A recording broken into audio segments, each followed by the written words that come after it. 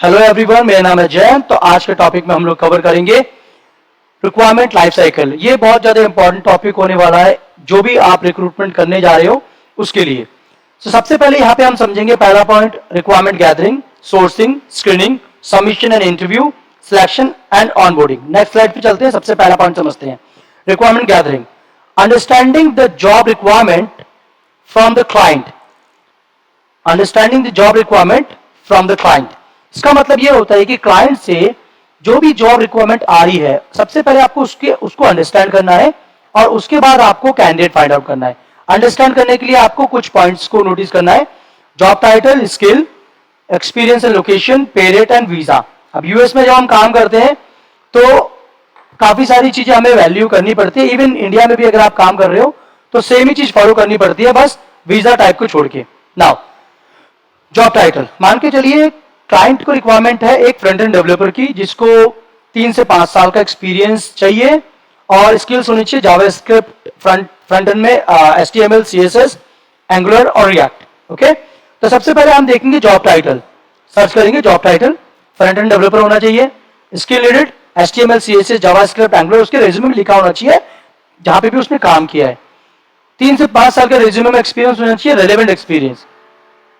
Location होनी चाहिए जो कैंडिडेट, जो क्लाइंट को चाहिए। मान के चलिए उन्होंने यूएस के अंदर डाला है कि मेरे को कैलिफोर्निया के अंदर सैन फ्रांसिस्को में एक कैंडिडेट चाहिए, तो आपको वही लोकेशन डाल के वही लोकेशन, लोकल लोकेशन देखना पड़ेगा।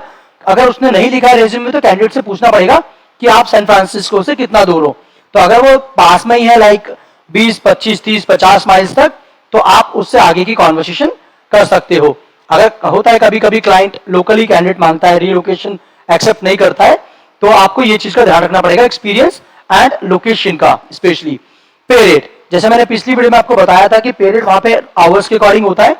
तो मान के चलिए अगर क्लाइंट बोलता है कि बिल रेट, मतलब जो क्लाइंट ने हमें दिया है वो दिया है $50 और आपको हायर करना है, आपकी कंपनी बोलती है आपको कैंडिडेट को हायर करना है मैक्सिमम पे रेट $40 और $35, तो आप उस पे रेट के अंदर ही उस कैंडिडेट को फाइंड आउट करोगे। ठीक है, आप उसको $50 का बिल रेट है और $40 का पे रेट है, तो $40 ही मैक्स आप दे सकते हो। अगर आपका मैनेजर अग्री करता है, ठीक है, $40 से $1-2 कभी कभी ऊपर नीचे हो जाता है तो वो ओके है, बट आप बिल रेट के अकॉर्डिंग कैंडिडेट को पेमेंट नहीं करोगे तो पे रेट का ध्यान आप रखोगे। ये ट्रेनिंग आपको मिल भी जाती है जब आप जैसी कंपनी को ज्वाइन करते हो। मोस्ट इंपोर्टेंट पार्ट जो आता है वो वीजा टाइप का है। वीजा टाइप क्या होता है, देखो यूएस में H1B, ग्रीन कार्ड, ठीक है, OPT EAD, L2 EAD, so multiple आपके वीजा स्टेटस होते हैं यूएस के अंदर। तो ये भी आपको ध्यान में रखना पड़ेगा कि कौन सी पोजीशन के लिए कौन सा वीजा टाइप है। ये चीजें हम आपको नेक्स्ट स्लाइड में बताएंगे आगे जब हम वीजा की बात करेंगे। तो इस बेसिक अंडरस्टैंडिंग से आप समझ जाओगे क्लाइंट की रिक्वायरमेंट क्या है। अब रिक्वायरमेंट तो आप समझ गए, अब आपका काम क्या आएगा, सोर्सिंग का। सोर्सिंग मतलब finding out the candidate who is match from the job detail. आप जॉब डिटेल से कौन से कैंडिडेट मैच करेंगे, जो आपने स्किल्ड रेज्यूमे निकाले होंगे वही मैच करेंगे, जिनके पास ऑल स्किल्स लिखी होगी रेज्यूमे में, टाइटल सेम होगा, एक्सपीरियंस 3 से 5 साल का होगा, फ्रंट एंड डेवलपर होगा, सेम चीज। बट अभी हम बात कर रहे हैं वेयर वी सर्च, इन कैंडिडेट को सर्च कहां से करेंगे। ठीक है, कैंडिडेट तो हमें मिल गए, रेज्यूमे तो हमें तब मिलेंगे ना जब हम किसी रेज्यूमे को फाइंड आउट करेंगे। फाइंड आउट करने के लिए हमारे पास होते हैं जॉब पोर्टल, जैसे आप इंडिया में देखते हो naukri.com, शाइन, अपना, सेम एज यूएसए में आपका डाइस, मॉन्स्टर, करियर बिल्डर काफी ज्यादा फेमस है। इसके अंदर आप रेज्यूमे फाइंड आउट कर सकते हो, सर्च बॉक्स होता है इसमें आप जॉब टाइटल डाल सकते हो, स्किल्स डाल सकते हो, उसके बाद ईयर्स ऑफ एक्सपीरियंस का टैब होता है वो कर सकते हो, आप 3 से 5 साल का एक्सपीरियंस चाहिए, लोकेशन डाल सकते हो। उसके बाद जब आपको कोई अच्छा रेज्यूमे मिलता है देन आप उस रेज्यूमे को डाउनलोड करके उनसे बात करते हो कैंडिडेट से, अगर वो रेज्यूमे में सब कुछ मेंशन है जो क्लाइंट की रिक्वायरमेंट है। ठीक, इस तरीके से। और उसके बाद आप लिंक्डइन में भी रेज्यूमे को फाइंड आउट कर सकते हो, कैंडिडेट को फाइंड आउट कर सकते हो, इंटरनल डाटाबेस के थ्रू भी आप कैंडिडेट को फाइंड आउट कर सकते हो, रेफरेंस के थ्रू भी कर सकते हो। रेफरेंस कैसे, मान के चलिए आपने किसी कैंडिडेट से बात करी, candidate is not available in the job market, पर अच्छा कैंडिडेट, आप बोल सकते हो आपके पास कोई रेलेवेंट प्रोफाइल है तो आप हमें दे सकते हो, और आप उसको उस कैंडिडेट से अपना रेफरेंस मांग सकते हो। अगर उस कैंडिडेट ने दे दिया जो ऑलरेडी वर्क कर रहा है बट अभी पोजीशन के लिए अवेलेबल नहीं है, तो वो आपको किसी फ्रेंड या किसी का रेफरल दे देगा।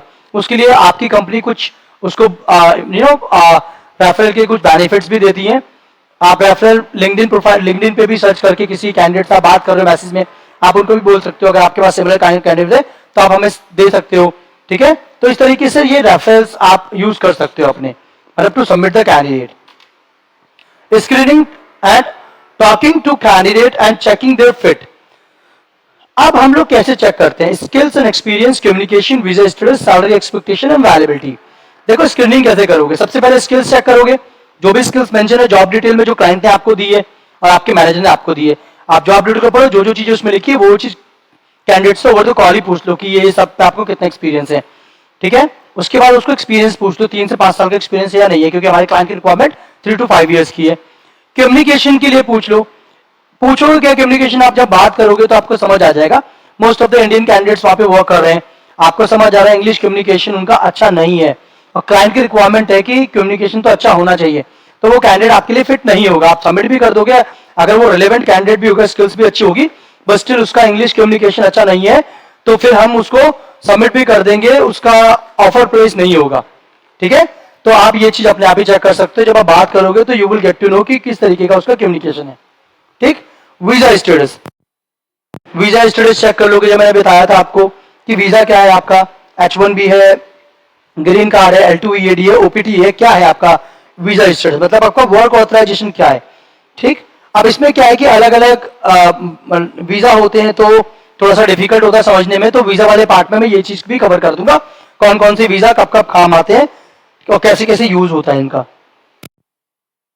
सैलरी एक्सपेक्टेशन एंड अवेलेबिलिटी, तो सैलरी एक्सपेक्टेशन पूछ लेना, मान के चलो आपके पास $50 पर आवर का रेट है और कैंडिडेट की एक्सपेक्टेशन है $80 की, ठीक है, और वो अभी $80 पे कमा ही रहा है, कर रहा है काम, नेक्स्ट मंथ उसका प्रोजेक्ट खत्म होने वाला है, तो आप ट्राई करना उस कैंडिडेट को ढूंढने का जिसका एक्सपेक्टेशन आपके जो पे रेट है उसके नियर बाई हो। एग्जाम्पल 50 है तो वो 45 to 55 मांग रहा है, तो कैंडिडेट आराम से नेगोशिएट कर लेता है, 45 पे $50 मांगता है तो 45 पे कर लेता है, या 55 मांग रहा है तो 48 50 तक वो कर लेता है, तो नेगोशिएशन आप कर सकते हो over the call.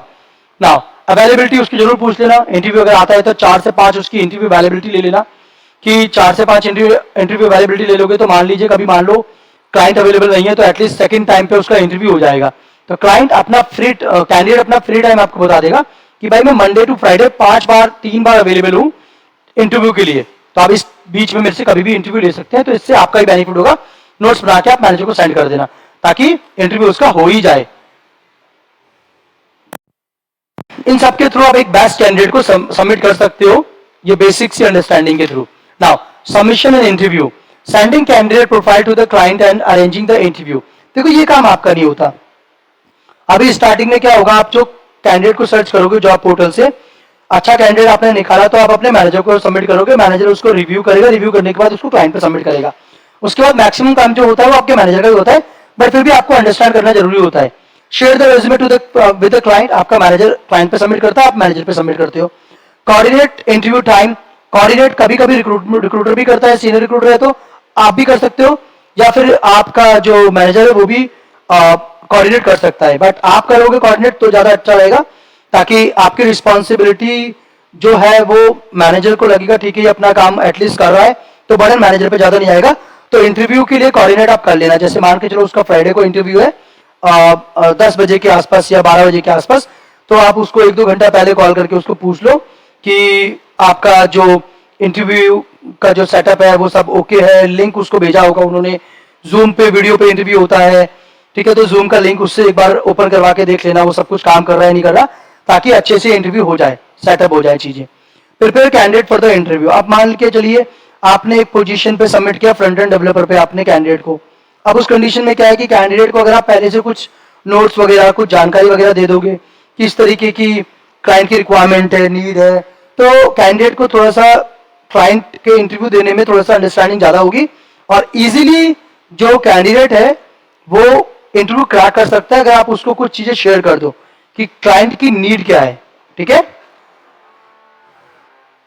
Now selection and onboarding, ये भी आपका काम नहीं होता, जब कैंडिडेट फाइंड आउट हो जाता है तो उसको ऑफर लेटर आपकी कंपनी ही देती है, बैकग्राउंड चेक भी आपकी कंपनी ही करवाती है, जो टीम होती है, पेपर वर्क भी सारा उन्हीं का ही होता है, ज्वाइनिंग फॉलोअप्स भी उन्हीं का होता है, बट आप भी कर सकते हो, जैसे उसकी ज्वाइनिंग हो रही है, कभी कभी मैनेजर बोल देता है ठीक है आप पता कर लो इससे कैंडिडेट से कि कोई प्रॉब्लम तो नहीं, कोई इशू तो नहीं, but most of the condition में ये मैनेजर का ही और अदर टीम्स का वर्क होता है ये सारा, तो इसमें आपको कुछ नहीं करना है मोस्ट ऑफ द टाइम ना।